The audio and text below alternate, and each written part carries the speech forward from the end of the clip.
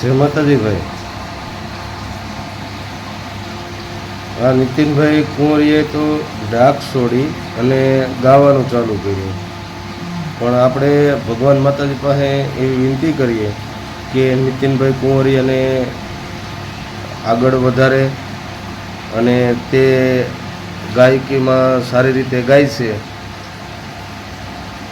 તેને આપણે સાથ અને સહકાર અને સપોર્ટ આપવાની જરૂર છે. કોઈ પણ આપણા સમાજની અંદર આગળ વધતા હોય તો આપણો સાથ સહકારની જરૂર છે. જુઓ આ નીતિનભાઈનો વિડીયો.